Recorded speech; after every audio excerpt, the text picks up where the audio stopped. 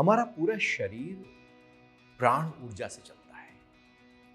हम देखते हैं, सुनते हैं, सूंघते हैं, बोलते हैं, खाते हैं, खाना पचता है, उठते हैं, बैठते हैं, रात को सो जाते हैं, फिर सुबह उठ जाते हैं। हृदय अपना काम कर रहा है, पाचन तंत्र अपना काम कर रहा है, मस्तिष्क अपना काम कर रहा है। पूरे शरीर के अंग प्रत्यंग कार्य कर रहे हैं। इसका आधार है प्राण शक्ति।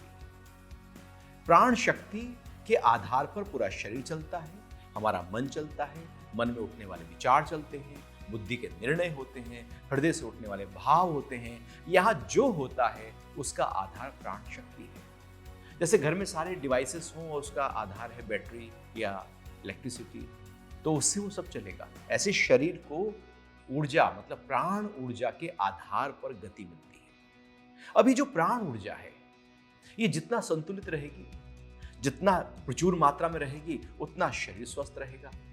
और जब ये प्राण ऊर्जा सही प्रकार से गति नहीं करेगी, किसी अंग विशेष में असंतुलित हो जाएगी, तो वहीं पर बीमारियां पैदा होंगी। असलियत में शरीर में जब कोई बीमारी आती है तो उस अंग विशेष में प्राण ऊर्जा सही प्रकार से कार्य नहीं कर रही होती। फिर हम क्या करते हैं?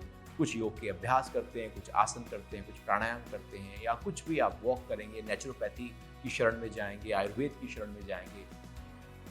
क्या हो रहा है उससे जो प्राण तत्व जिस अंग विशेष पर गति नहीं कर रहा था, वहां पर गति करना शुरू कर देता है।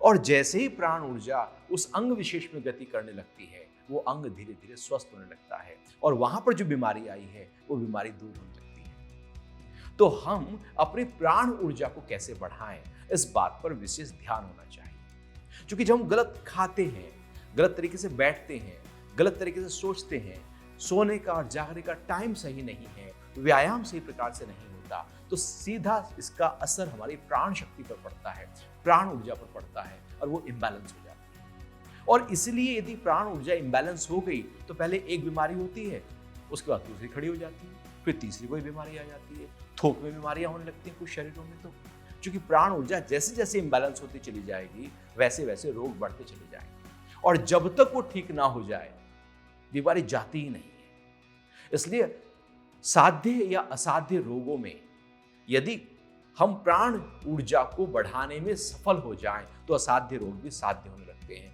वो भी मिट जाते हैं। जी हां, योग का कार्य यही है कि वो हमारी प्राण शक्ति को बढ़ा देता है। और प्राण शक्ति यदि बढ़ जाए तो शरीर का स्वास्थ्य बेहतर होने लगता है, मन का स्वास्थ्य बेहतर होने लगता है, हमारे अच्छे विचार आने लगते हैं, हमारे भाव शुद्ध होने लगते हैं, बुद्धि के निर्णय अच्छे होने लगते हैं। इसलिए अपनी प्राण ऊर्जा को जरूर बढ़ाएं। और प्राण ऊर्जा, प्राण शक्ति जो है वो ब्रह्मांड से कनेक्ट है, क्योंकि ब्रह्मांड में प्राण ऊर्जा बह रही है। तो ब्रह्मांड से प्राण ऊर्जा का संबंध लगातार बेहतर तरीके से हर श्वास के माध्यम से होता है।